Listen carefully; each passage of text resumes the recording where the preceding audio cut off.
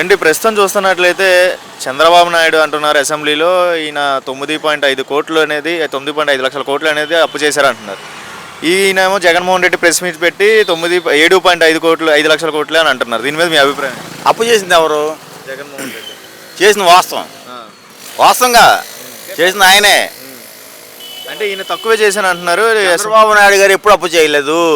చంద్రబాబు నాయుడు ఏమంటున్నాడు, జగన్మోహన్ రెడ్డి ఇంత చేశాడని ఎక్స్ప్లెయిన్ చేశాడు అసెంబ్లీలో. అవును, ఈయనేమో చేయలేదు, నేను 7.5 చేశాను చేశాడు. దీన్ని మీటింగ్ లో పెట్టాలి, రేపొద్దున అసెంబ్లీ తేవాలి. నేను చెప్తున్నా కదా, తేవాలి. ఇప్పుడు అమ్మఒడి ఉంది, అమ్మఒడి ఎవడేమన్నాడు? నేనేమన్నానా? నేను పిల్లల్ని కన్నాను, నేను అడిగి కన్నానా? నిన్ను అడిగి కన్నానా? లేదుగా. నా పిల్లల్ని నువ్వు అడిగిన డబ్బులు ఇస్తాను కన్నానా? నేను కనలేదు కదా. నేను పిల్లల్ని కనుక్కున్నప్పుడు నేను చదివించుకుంటా. నిన్ను ఎవడేమన్నాడు? తలకి ఎంత పెట్టావు కదా? ఒక తలకి ఎంత పెట్టావు? ప్రజలకి ఎంత తలకి పెట్టావు నువ్వు? ఒకప్పుడు ఎంత ఉంది? ఇందిరాగాంధీ ఉన్నప్పుడు ఎంత ఉంది? రాజీవ్ గాంధీ ఉన్నప్పుడు ఎంత ఉంది అప్పు? ఇవాళ ఎంత ఉంది? మమ్మల్ని మేము పోల్చుకోలేని పరిస్థితి మాకు ఉంది వాళ్ళ రోజున. ఎవరు పెట్టమన్నా నిన్ను? నీ ఆస్తులు పెట్టుకుంటాగా. గతంలో జగన్మోహన్ రెడ్డి జగనన్న అమ్మఒడి అని పెట్టాడు. ఈ గవర్నమెంట్ వచ్చిన తల్లికి వందనం అని పెట్టాడు. వేస్ట్. ఈయన పెట్టింది అది కానీ నువ్వు పెట్టావు కాబట్టి అది ఇస్తే మనకు బాగోదు, ఇవ్వకపోతే బాగోదు కాబట్టి ఆయన పెట్టాడు. ఆయన ఎందుకు పెట్టాడు? తల్లికి వందనం అనే పిల్లల కోసం పెట్టాడు. అంటే దానికి దీని డిఫరెన్స్ అంటే జగనన్న అమ్మఒడి అనే పేరు పెట్టారు ఆయన జగన్ పేరుతో. వీళ్ళేమో పేరు పెట్టకుండా తల్లికి వందనం అని పెట్టారు. అంటే ఎంతవరకు కరెక్ట్ అండి ఈ రెండు పేర్లు? నేనైతే ఒకటి చెప్తా, ఈయన కరెక్ట్. పేర్లు పెట్టకూడదు అంటారా జగన్ అని చంద్రబాబు నాయుడు? అసలు ఎందుకు పెట్టాలి? ఇప్పుడు నేను చేశాను నాన్న, నేను మంచి పని చేశాను, నా పేరు పెట్టుకోవాలా? లేదా? నేను పడిపోయారు ఎవరో, లేతాను, హాస్పిటల్ తీసుకెళ్ళాను, ₹1,00,000 ఖర్చు పెట్టాను. నేను పని ఎందుకు? నా పేరు చెప్పమండి, మీరు ఆయన చూసుకోండి అని చెప్తా. తల్లికి వందనం అనేది మంచి పేరు.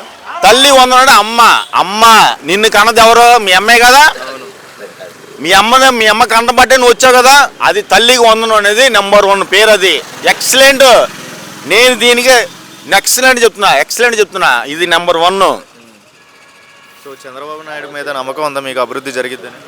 ఎక్సలెంట్ చెప్తున్నా. చంద్రబాబు నాయుడు గారు పరిపాలన నెంబర్ 1. నేను ఇప్పుడు చెప్తున్నా. అంతకుముందు గత 5 సంవత్సరాల క్రితం వచ్చిన దానికి నానా మొదలు గుడిసాము. ఇప్పుడు ఆయన వచ్చిన దానికి నానా కాదు, ఇప్పుడు పనులు లేవు కానీ పనులు కల్పిస్తున్నాడు ఆయన. ఇసుక ఫ్రీ ఇచ్చాడు, అందరికీ ఫ్రీ ఇచ్చాడు. పనులు లేని పన్ను ఇచ్చాడు. ఎవరిచ్చారో ఇలా? అంతకుముందు ఏమిచ్చావు నువ్వు? ఇసుక ఫ్రీ ఆపేశావు, ఇసుక డబ్బులు కట్టావు, పనులు లేక నాన్న మొదలు కుడిశారు. ఇవాళ మేము ఉన్నాం, ఇవాళ మేము ఉండి ఇలా బాధ. నేను చేతి పని ఉన్నానా? నేను చేతి పని చేసుకుంటేనే బతుకుతా. నా పిల్లలను బిడ్డలను బతికించుకోవాలి. నేను ఒక వర్కర్ని కాబట్టి మాట్లాడుతున్నా. ఆ కోపం అలా వచ్చింది, నువ్వు అడగగానే వచ్చింది నాకు ఆవేశం. చంద్రబాబు నాయుడు గారు అన్ని చేశారు, నువ్వేం చేశావు? నా పిల్లకి నేను ఏమని అడిగానా? నా పిల్లలకి అన్నప్పుడు నేను బతికించుకోలేనా? పిల్లలు చదివించుకోలేనా? నువ్వు ఇచ్చేదేంటి నాకు? ఇది చాలా తప్పు నాన్న. ఓకే నాన్న. సార్ గతంలో చూసారు 5 సంవత్సరాలు జగన్ పరిపాలన, ఇప్పుడు కూటమి ప్రభుత్వం వచ్చింది. ఇప్పటికి పనుల పరంగా ఎలా ఉన్నాయి? అంటే కూలీ పనులకి ఎలా అనిపిస్తుంది ఇక్కడ? ఇప్పటికి ప్రభుత్వం ఎక్కి 100 days అవ్వస్తుంది. ఇప్పటికైతే ప్రస్తుతానికి విజయవాడ అదే ఇసుక అనేది ఫ్రీగా వస్తుందని చెప్పేసి ఆశ ఉంది. ఇంకా కొంచెం వదలాలి మాకు, ఎందుకంటే ఇప్పుడు వర్షాలు పడుతున్నాయి, దానివల్ల కొంచెం ఇబ్బందిగా ఉంది. ఈ ప్రభుత్వం ఇంకా కొద్దిగా ముందుంది కదా, ఇంకా టైం ఉంది కదా, మంచి చేస్తుందని మేము కోరుకుంటున్నాము. ఎందుకంటే గత ప్రభుత్వంలో మాకు టాపీ వర్కర్లకు చాలా ఇబ్బందులు పడ్డాము. మేము ఎటువంటి సాయం కూడా మాకు అందలేదు. చాలామందికి అందాయి, ఆటో వర్కర్లకు కానీ, ఇస్త్రీ వాళ్ళకి కానీ, ఇలాంటి కార్మికులకు చాలామందికి అందాయి. కానీ మాకు అటువంటి సాయం అందలేదు. మాకు ఈసారైనా ఖచ్చితంగా ఈ ప్రభుత్వంలో, ఇంతకుముందు చంద్రన్న బీమా, వర్కర్లు ఏదైనా చనిపోతే ఒక 5 లక్షల బీమా వచ్చేవి. పోయిన ప్రభుత్వంలో అవన్నీ తీసేశారు. ఈ ప్రభుత్వంలో అవన్నీ కల్పిస్తారని అనుకుంటున్నాను.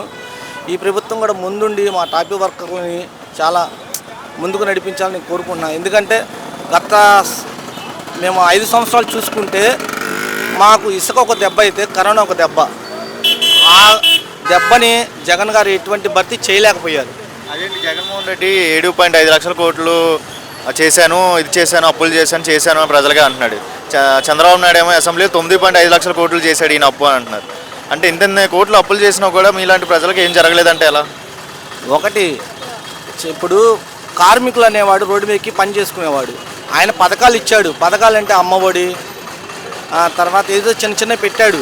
అవన్నీ ఎంతసేపు అంటే ఏదో 1 ఇయర్లో 15,000 ఇస్తే ఫ్యామిలీకి ఎటువంటి సరిపోదు. అప్పులు చేశారన్నారు కానీ మా దాకా అయితే అందలేదు ఏది, కానీ కార్మికుడికి అందలేదు. అది పెద్ద పెద్ద వాళ్ళకి ముట్టేమో మాకైతే తెలియదు.